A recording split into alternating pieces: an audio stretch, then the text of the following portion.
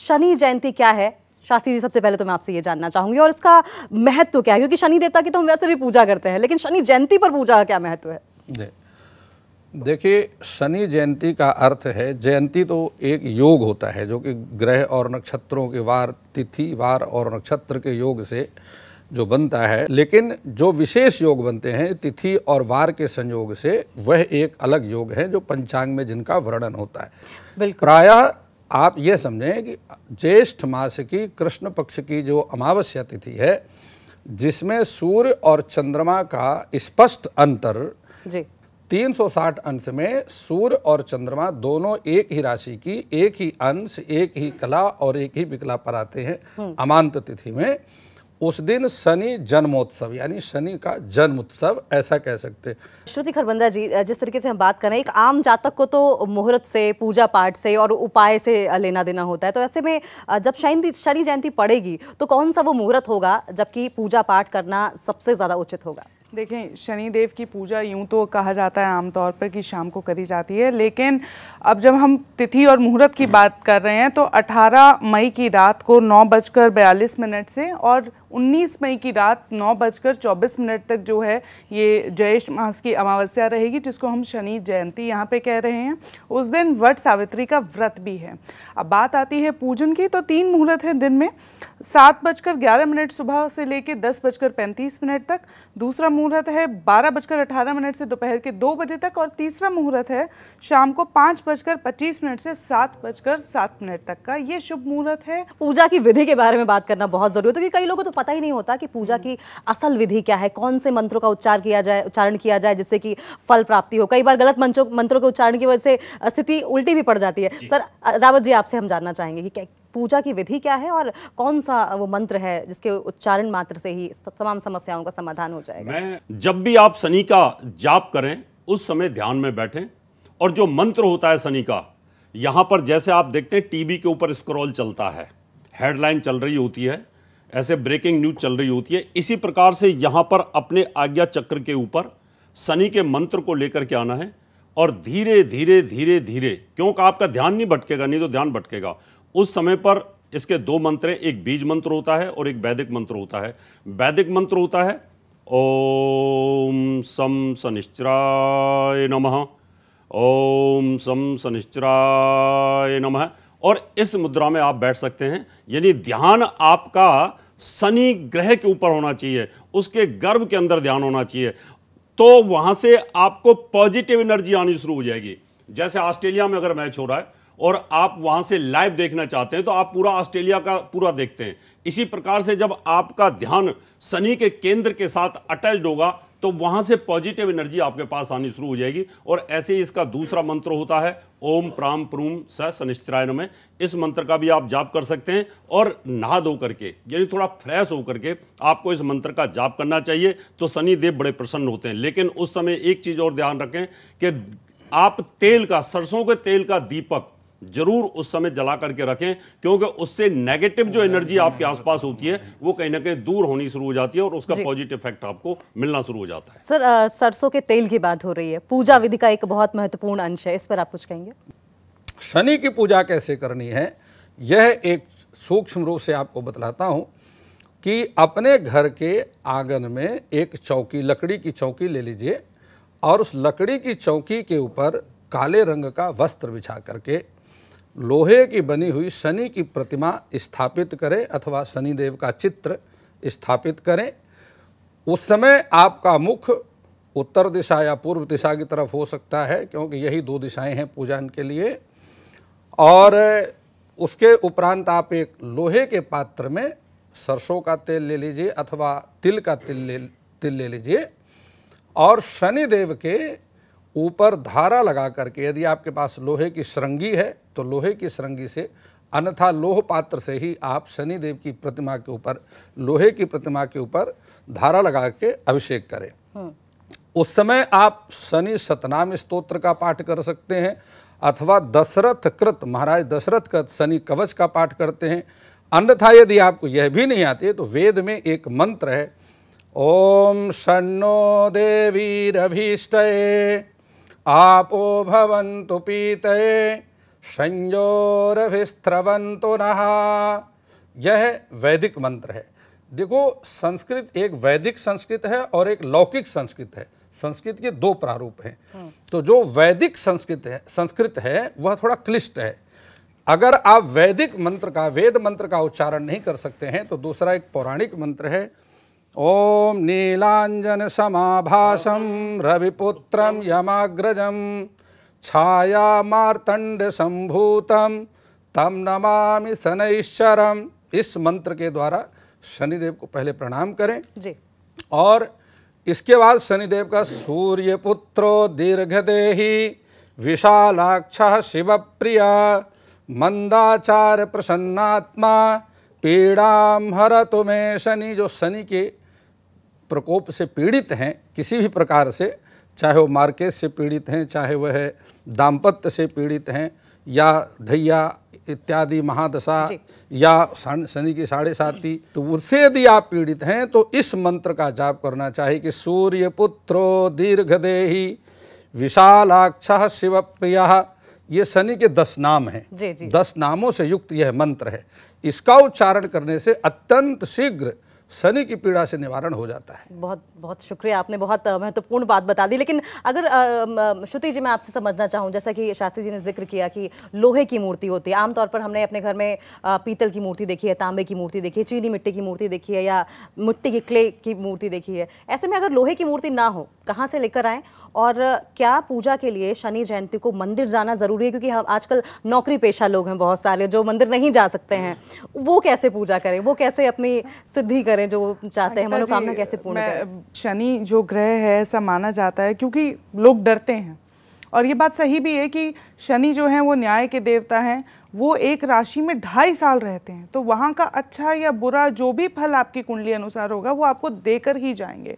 तो अक्सर क्या होता है, जब कर्म सही ना हो या कुंडली के प्रोमिसेस स्ट्रांग ना हो तो आपको हेल्थ इश्यूज दे सकते हैं, और जो है आपको बहुत सीरियस कुछ प्रॉब्लम्स हो सकती हैं। इसलिए शनि से जुड़ा हुआ सामान, जैसे उन्होंने कहा लोहे की मूर्ति घर में नहीं लाई जाती कभी भी। ऐसा कहा जाता है कि शनिवार को हम लोहा भी नहीं खरीदते, क्योंकि कहा जाता है, ऐसा माना जाता है कि हार्डशिप्स जो हैं आपकी ज़िंदगी में, जो स्ट्रगल है वो बहुत ज़्यादा बढ़ती है। बाकी बात आई कि जो लोग मंदिर नहीं जा सकते तो वो क्या कर सकते हैं, जहाँ की जैसा एक उपाय हम कहते हैं, जो कि सबसे उत्तम उपाय है कि आपको सरसों के तेल का दीपक जलाना होता है। आप पीपल के पेड़ पर जला सकते हैं, वहाँ जाके उसको रख सकते हैं। उसके अलावा जो नहीं जा सकते मंदिर, जिनको नहीं समय मिल पा रहा, घर में अगर कुछ आप ऐसा हो कि काले जामुन किसी को खरीद के, किसी गरीब इंसान जो हार्ड वर्किंग लेबर होती है, आप उसको भी दे सकते हैं। काले रंग के कपड़े, जूते, उड़द की दाल, तेल, जो भी शनि से हम कहते हैं जुड़ी हुई सामग्री है, उस तरह के दान आप कर सकते हैं। यज्ञ हवन आप घर में कर सकते हैं। नहीं अगर आपको समय भी मिल पा रहा तो रात के समय जैसे शनि के मंत्रों का उच्चारण है या शनि दशरथ स्तोत्र के पाठ की जहाँ तक हम बात करते हैं, अगर आप वो पढ़ते हैं, भावना जो है वो एकदम कहते हैं ना प्योर होनी चाहिए। आपका इंटेंशन प्योर होना चाहिए, आपकी जो भावना है वो सच्ची होनी चाहिए। उस पर भी ईश्वर उतना ही फल देते हैं, क्योंकि जहां आपकी भावना पॉजिटिव है, आपका मन पॉजिटिव है, तो आप पे कभी उसका नेगेटिव असर नहीं होगा। श्रुति जी, अब बार बार बात कर रही है, मेरी बार बार नजर आपकी रत्नों पे जा रही है, तो शनि की महादशा पे रत्नों का कैसे प्रभाव पड़ता है ये मैं पूछूंगी आप लोगों से। लेकिन सर, सबसे पहले मैं आपसे ये जानना चाहती हूँ, देखिए रावत जी, जब हम मंदिर जाते हैं तो ऐसा कहा जाता है कि शनि देवता के हमें पैर देखने चाहिए, उनकी आंखों में नहीं देखना चाहिए। इस बात में कितनी सच्चाई है, और अगर वाकई ये सच है तो उसका क्या प्रभाव पड़ता है? देखिए, इसका एक वैज्ञानिक आधार है। मनुष्य और देवता, इनकी जो दृष्टि होती है, इसके अंदर अग्नि तत्व बहुत ज़्यादा होता है। जब इनको एकाग्र कर देते हैं तो ये सामने वाले को कहीं ना कहीं भस्म कर देती हैं। और आप देखिए, बच्चा कोई शरारत कर रहा हो और आप उसकी तरफ ऐसे आंख निकाल दीजिए तो डर जाता है। तो इसी प्रकार से शनि की जो दृष्टि है, जिसमें श्राप लगा हुआ है, तो कोई भी, जैसे हमारे यहाँ पर जब प्राण प्रतिष्ठा करते हैं, मूर्ति की प्राण प्रतिष्ठा होती है, 7 दिन तक मंत्रों के जाप चलते हैं हर एक तरीके से, और फिर उनको पट्टी बांध दी जाती है मूर्ति के ऊपर। और जब पट्टी को खोलते हैं तो शीशा दिखाते हैं, डायरेक्ट आप उनकी आंखों को नहीं देख सकते, उनकी आंखों में इतना तेज आ जाता है, उस तेज के कारण हमें नुकसान हो सकता है। इसलिए जब भी आप मंदिर जाएं तो शनि की आई कांटेक्ट नहीं करते, तो बहुत पावरफुल उनके पास एनर्जी होती है और हमें नुकसान कर सकती है। इसलिए हम पैरों की तरफ जाते हैं। और एक और इसका वैज्ञानिक आधार बता देता हूँ। वैज्ञानिक आधार बताना जरूरी है, क्योंकि ये हमारा नॉर्थ पोल है और पैर साउथ पोल होते हैं। हमारा जब हम पैरों में देखेंगे तो वहां से जो पॉजिटिव एनर्जी है शनि की, वो हमारी आंखों के थ्रू हमारे शरीर के अंदर आ सकती है, इसलिए उनके पैरों को देखा जाता है। मतलब झुके रहिए, विनम्र रहिए, आपकी मनोकामना पूर्ण होगी। लेकिन जिस तरीके से आप बता रहे थे तो कई बार ऐसा लगता है कि कहीं कोई गलती ना हो जाए, शनि देवता नाराज ना हो जाए, उनके प्रकोप का हमें भाजन ना बनना पड़े। प्रकोप से क्यों डरते हैं? क्या है शनि देवता का प्रकोप, ये भी बताइए हमें। ये मैं आपको जरूर बताना चाहता हूं। ये आपके मन के अंदर कई लोग भय बैठा देते हैं और वो भय के कारण आपकी एकाग्रता बनती है, क्योंकि एकाग्रता हमारी दो प्रकार से बनती है। एक तो हम अंतर मन से एकाग्र हो जाएं पूजा के अंदर, और एक होता है कि हम आपको डरा दें कि नहीं नहीं पीछे मुड़ के नहीं देखना, नहीं तो शनि नाराज हो जाएंगे, और आप शनि की पूजा ऐसे मत करिए तो नाराज हो जाएंगे। यानी आपकी एकाग्रता बनी हुई है वहां पर उस समय पर। तो कोई भी चीज जब हम करते हैं तो भय पैदा कर दिया जाता है, और शनि का भय वाजिब भी है, इसमें कोई दो राय नहीं है। कि हमारे जो 9 ग्रह हैं उन 9 ग्रहों में 2 ग्रुप हैं, एक देवता ग्रुप है, एक राक्षस ग्रुप है, और राक्षस देवताओं की लड़ाई हमेशा से चलती रही है। तो जो शनि है वो राक्षस ग्रुप का हेड है, और वो बेसेला प्लेनेट है, वहां पर गैसीय पिंड हैं बहुत ज्यादा। तो जब वो सूर्य के साथ रिफ्लेक्शन होता है तो पृथ्वी लोक को बहुत ज्यादा प्रॉब्लम क्रिएट करता है। तो जब ये व्यक्ति के ऊपर लगता है तो आदमी के मनोस्थिति को सबसे ज्यादा हैक करता है और सबसे ज्यादा प्रॉब्लम क्रिएट करता है। कुंडली के अंदर 12 भाव होते हैं, 12 भावों में से ये 5 राशियों के ऊपर ये शनि की ढैया, 2 पे शनि की ढैया और 3 पर शनि की 7.5, और एक तीसरी दृष्टि और एक सप्तम दृष्टि। रावत जी, आपने जैसे आपको माफ कीजिएगा बीच में रोक रही हूँ, जिस तरीके से आपने जिक्र किया कि मनोदशा पे बहुत फर्क पड़ता है, तो श्रुति जी मैं आपसे ये जानना चाहती हूँ कि जब मनोदशा की बात होती है या बॉडी लैंग्वेज की बात होती है तो शनि का प्रभाव किसी शख्स पे है क्या, ये देखकर बताया जा सकता है? बिल्कुल जी हाँ अंकिता जी, ये शनि का प्रभाव किसी शख्स पे है, ये उसको पढ़ के बॉडी लैंग्वेज को देख के बिल्कुल बताया जा सकता है। और ख़ास तौर पे जब हम ऑब्जर्व करते हैं तो शनि का दुष्प्रभाव जिससे हम डर रहे हैं, दुष्प्रभाव की बात करें तो वो व्यक्ति थोड़ा उसमें आलस्य ज़्यादा होगा, काले कपड़े उसके जो चॉइसेस में काले कपड़े बहुत ज़्यादा होंगे, ये शनि का प्रभाव बताता है। लेकिन मैलेफिक इफेक्ट्स में ये होता है कि वो नहाने से जैसे कतराते हैं कई लोग, या शेव नहीं करेंगे, वेल ग्रूम्ड नहीं रहेंगे, अपना ख्याल नहीं रखेंगे, मन बहुत जल्दी हताश हो जाता है। जिन लोगों को गुस्सा चिड़चिड़ापन आने लगता है उनकी अग्नि कमज़ोर हो रही है और शनि प्रभावशाली हो रहा है, तभी वो बहुत जल्दी इरिटेट हो जाते हैं। तो ख़ास तौर पर वो लोग जो बहुत जल्दी इरिटेट हो जाते हैं, हताश हो जाते हैं, रोने लगते हैं या मायूस हो जाते हैं करियर में, ख़ास तौर पे जब आपको बहुत अच्छी सक्सेस नहीं मिल रही होती है और बहुत दिक्कतें आती हैं, तो आपको मन जो है सशक्त रखने की ज़रूरत होती है और धैर्य की ज़रूरत होती है। तो शनि आपको बार बार इरिटेट भी इसलिए करता है ताकि आपके अंदर धैर्य जो हो वो प्रबल हो। जहाँ आपका धैर्य प्रबल हुआ वहाँ पे शनि आपका धीमे धीमे जो है पॉजिटिव होना शुरू हो जाता है।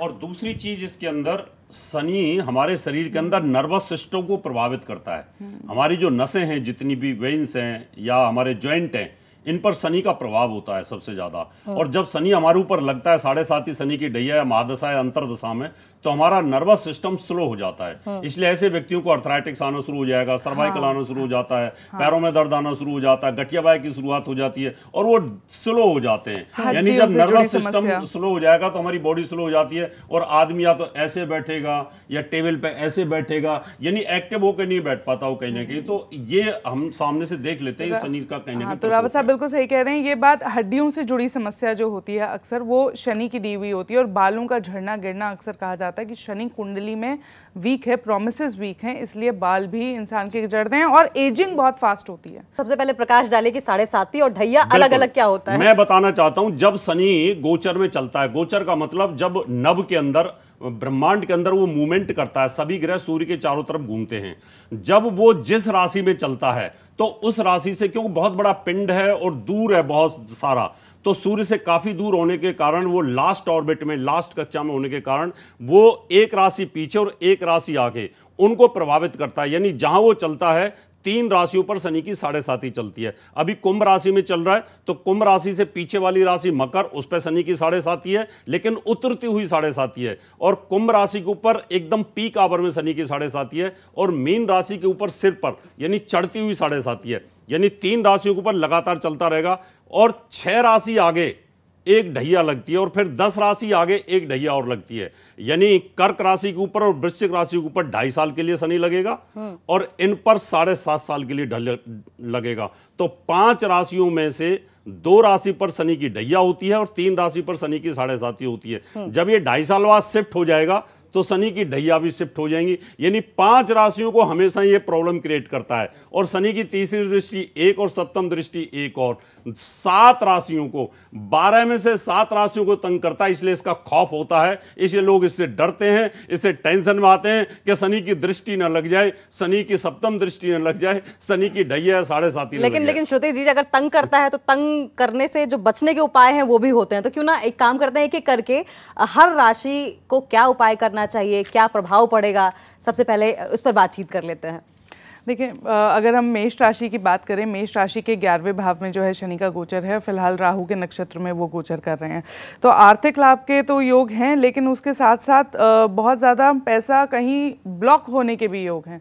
तो फाइनेंसेस का ख्याल उनको ज़रूर रखना है और सेहत से जुड़ा ख्याल बिल्कुल रखना है। पार्टनरशिप में बहुत ज़्यादा एक्सपेक्टेशंस नहीं रखनी है। बच्चों का भी आपको खास ख्याल रखना है, क्योंकि जैसा कि रावत जी बता रहे थे कि दृष्टि भी देखनी है, जिस भाव में बैठा है वो भी देखना है। तो उपाय के तौर पे, बतौर उपाय अगर मैं कहूँ कि आप बहुत जल्दी सुबह ऑफिस चले जाते हैं और रात को देर से आते हैं, आपके पास नहीं टाइम लग पा रहा, तो शनि दशरथ स्तोत्र एक ऐसा पाठ है, या शिव रक्षा स्तोत्र एक ऐसा पाठ है जिसको आप सुबह उठकर एक बार पढ़िए ज़रूर। आपको शनि की हर जो प्रॉब्लम है उससे निजात मिलेगा, खास तौर पे हेल्थ इश्यूज़ को लेके। तो शिव रक्षा स्तोत्र एक ऐसा स्तोत्र है, आपको किसी भी प्रकार की समस्या आ रही हो, आप बहुत इलैबोरेटिव नहीं कर पा रहे, जैसा कि हमें शास्त्री जी ने बताया, पहली कोशिश यही होनी चाहिए कि हम शनिवार को कम से कम मंदिर जाएं, सरसों के तेल का दिया जलाएं। उसमें अगर आप सरसों की डली, जो काला सूरमा होता है, या काले तिल जो हैं वो अर्पित करते हैं, तो उससे भी बहुत ज़्यादा आपको फ़ायदा हो सकता है। लेकिन अगर आप नहीं कर पा रहे, कभी परिस्थिति ऐसी हो जाती है गहन इतनी ज़्यादा कि हम ऑफिस में फंस गए, वो भी शनि का ही एक वो है कि आपकी पूजा में भी अड़चन आती है, निवारण में अड़चन आती है, तो ऐसे में मंत्र और जो आरती होती है वो उसी में काम आते हैं। तो उसमें शिव रक्षा स्तोत्र या शनि दशरथ स्तोत्र का पाठ करेंगे तो उसके जितने भी नेगेटिव इफेक्ट्स हैं उसमें बहुत नेगेटिव इफेक्ट्स को दूर करने के लिए श्रुति जी अगर जल्दी से अगर आप बता देंगे क्या दान करना चाहिए, क्या कलर पहनना चाहिए, क्या अंक हो तो शुभ हो। अगर आपको एक नेगेटिव एक्सपीरियंस हो रहा है, उसके नेगेटिव इंपैक्ट्स आ रहे हैं, तो बिल्कुल सही कहा जाता है कि ब्लैक कलर आप अवॉइड कर सकते हैं। लेकिन अगर आपको नहीं फील हो रहा है तो दैट्स कंप्लीटली ओके। ये है कि आपको आलस नहीं करना है, डिसिप्लिन ऑफ एक्शन बिल्कुल मेंटेन करना है कि जो करना है वो करना है। क्योंकि 3 प्रकार से देखें ग्रह आप पे असर डालते हैं, आपका आहार, आपके विचार और आपका व्यवहार। तो विचारों में आपको पॉजिटिविटी बनाए रखनी है, चाहे कैसी भी परिस्थिति हो। आपके ऊपर पीड़ा भी आ गई तो भी आपको उससे डिटैच रहना है कि जैसे प्रभु इच्छा ये भी निकल जाएगी। तो वो ऊपर वाला आपके लिए अपने आप रास्ते बनाता हुआ चलता है। उसके अलावा व्यवहार की जहाँ तक बात आती है, आप किसी से अपने बड़ों का सम्मान करें, उखड़ के ना बात करें, और ख़ास तौर पे जो आपके घर में नौकर चाकर होते हैं या लेबर होती है, आपसे जो नीचे लोग होते हैं, उनसे भी सम्मान से बात करें। और दान करने की जहाँ तक बात आती है तो दान में आप काली उड़द की दाल, आप काले तिल, सरसों का तेल, काले कपड़े, इस तरह की चीज़ें जो हैं गरीबों में, हार्ड वर्किंग जो लेबर होती है उसको दान कर सकते हैं, और जूते भी दान कर सकते हैं। उससे भी आपको बहुत ज़्यादा जो है पॉजिटिविटी देखने को मिलती है। शास्त्री जी अगली राशि पर आप प्रकाश डालें। देखिए, वृष राशि जो है इसके स्वामी शुक्र हैं, और 2 प्रकार की ग्रहों की एक नैसर्गिक मैत्री होती है और एक तात्कालिक मैत्री होती है। नैसर्गिक मैत्री और तात्कालिक मैत्री से पंचधा मैत्री बनती है। तो शनि और शुक्र का परस्पर दशायाम स्वभुक्त्वा सूर्य भार्गवौ बेयत्तेन विशेषेण प्रदिशेताम शुभाशुभम। जो वैसे भी जब शनि की महादशा में शुक्र की अंतर्दशा आती है तो शुभ हो जाती है। वृष राशि के लिए हमेशा लगभग शनिदेव कृपा करते हैं, शुभ बने रहते हैं।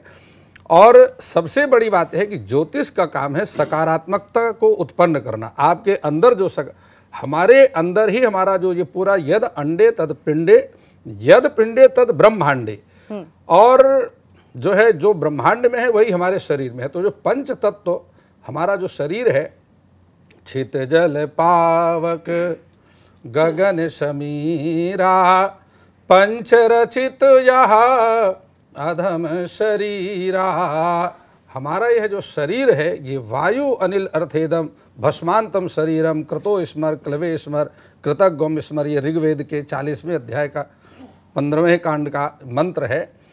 तो जिसमें कि हमारा जो शरीर है पंच तत्वों से बना हुआ है, और यह पंच तत्वों का पूरा जो शरीर है उन्हीं को ग्रह प्रभावित करते हैं। तो जिस प्रकार पहले मैंने आपको बताया कि जो शनि है वो वायु तत्व का कारक है। जो वृष राशि के लोग हैं प्रायः इनको जोड़ों से संबंधित समस्या, शरीर में वायु तत्व का प्रकोप होना, इस प्रकार की स्थिति शनि का जब प्रकोप होता है तो होती है।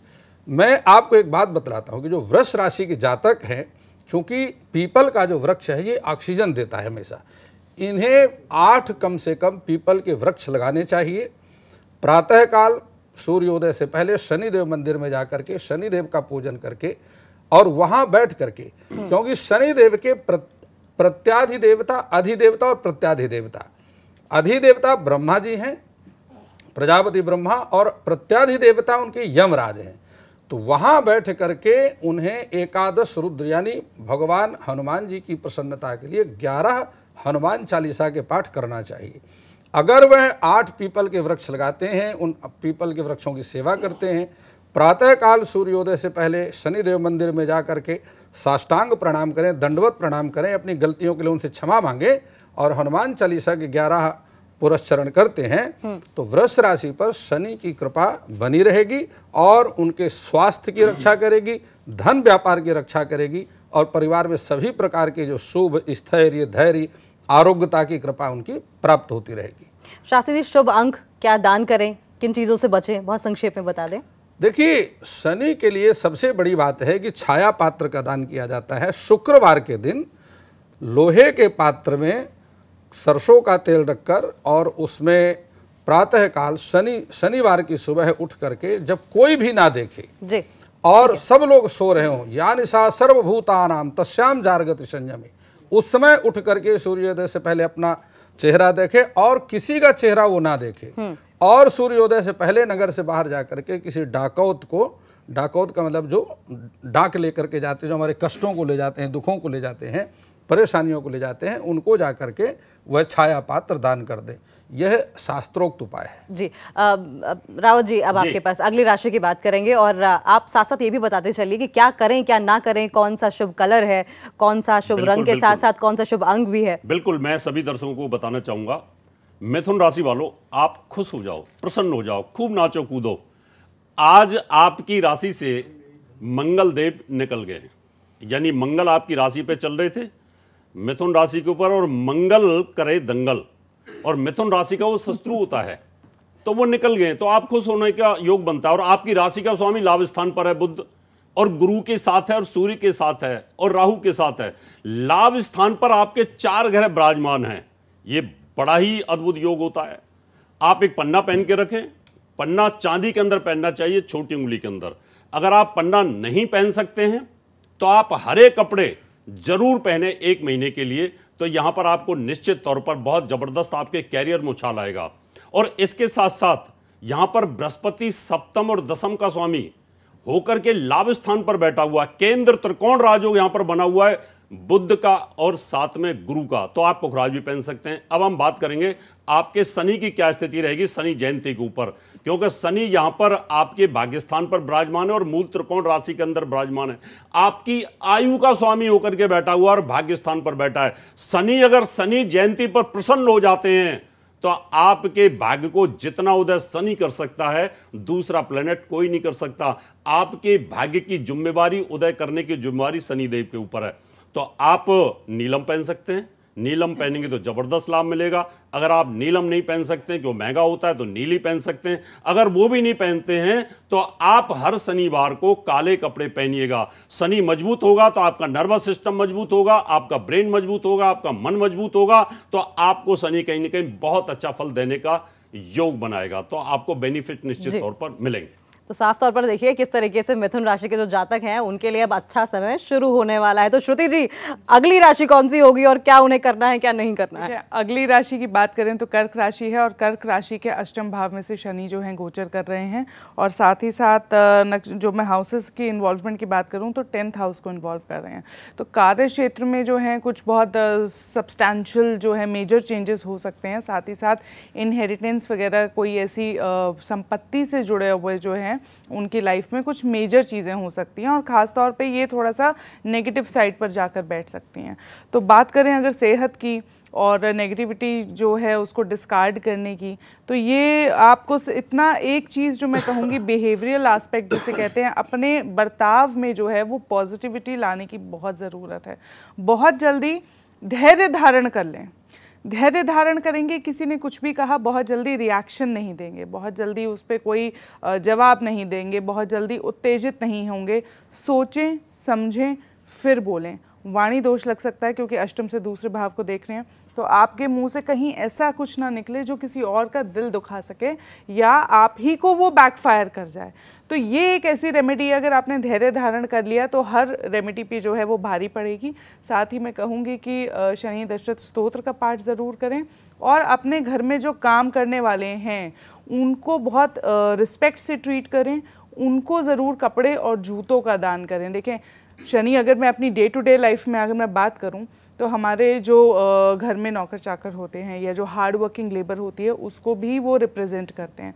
तो जब हम उनसे अच्छे से ट्रीट करते हैं, उनको फुल रिस्पेक्ट देते हैं, उनसे बना के चलते हैं, तो आपकी फाउंडेशन भी ज़िंदगी में बहुत ज़्यादा स्ट्रांग हो जाती है। तो पहले अपनी ज़िंदगी से ही शुरुआत करते हैं, अपने घर से ही शुरुआत करते हैं। आपको बहुत ज़्यादा बाहर जाने की ज़रूरत नहीं है, आप अपने घर में ही माता पिता को सम्मान दें, अपने काम करने वाले जो नौकर हैं उनको भी सम्मान दें, उनको कपड़े जूते और खाने का दान करेंगे तो शनि जो है इससे भी प्रसन्न रहेंगे, और अपने आचरण में जो है सच्चाई ज़रूर बनाए रखिएगा। इम्पल्सिव होना खतरनाक साबित हो सकता है। तो शास्त्री जी, अब आपके पास आते हैं। 4 राशियां तो हो गई, 5वीं का इंतजार हमारे दर्शक कर रहे होंगे, आप बताइए सर।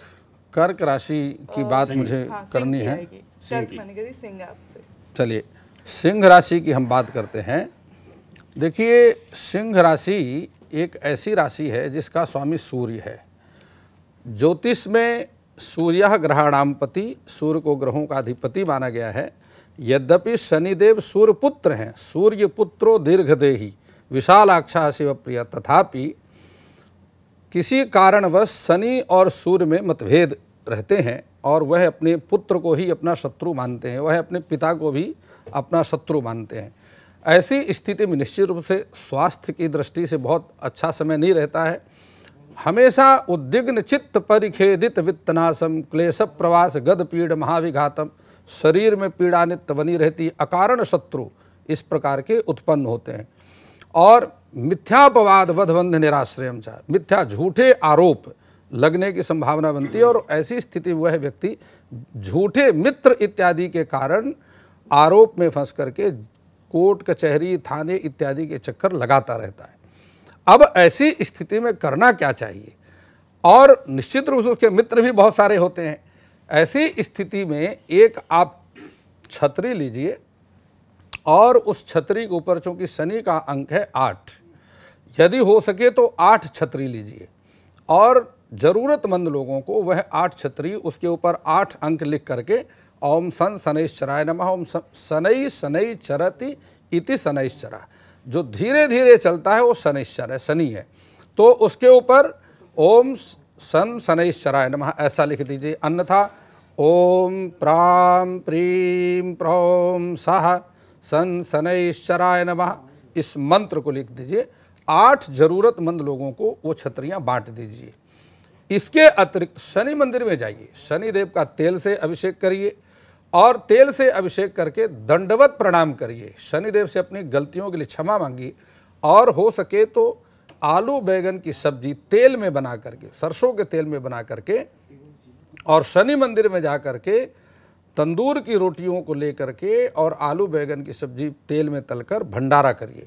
शनि मंदिर में आप जितना भंडारा करेंगे, जितना निर्धन लोगों को भोजन कराएंगे अपनी नेक कमाई से, उतना ही शनि का प्रभाव आपको अनुकूल प्राप्त होगा। और आदित्य हृदयम पुण्यम सर्वशत्रु विनाशनम जयावहम जपम नित्य अक्षयम परमम परम। शनि, ये आदित्य हृदय स्तोत्र है। आदित्य हृदय स्तोत्र का पाठ शनिदेव की कृपा आपको अवश्य प्राप्त होगी और इसके अतिरिक्त कुछ आपको करने की आवश्यकता नहीं है। तो क्या जब शनि की महादशा खत्म होती है तो अच्छा समय शुरू हो जाता है, ऐसा भी है क्या? बिल्कुल, शनि की महादशा समाप्त होती है तो बुध की दशा चालू हो जाती है। और बुध एक शुद्ध ग्रह होता है, शुभ ग्रह होता है और विष्णु स्वरूप होता है। अगर बुध किसी का अच्छी जगह पे हो, अपनी स्वराशि के अंदर बैठा हो, भद्र नाम का राजो बना करके बैठा हो, या अपनी उच्च राशि में बैठा हो, अच्छी डिग्री पर बैठा हो, यानी वो जागृत अवस्था में बैठा हुआ हो, तो फिर निश्चित तौर पर वो 17 साल की इसकी दशा होती है। 17 साल के अंदर बहुत पैसा देता है और फास्ट देता है, बहुत जल्दी भाग्योदय करता है, यानी जल्दी जल्दी काम करना शुरू कर देता है। इसलिए शनि के बाद में जैसी बुध की दशा आती है वैसे आदमी का भाग्योदय होना शुरू हो जाता है।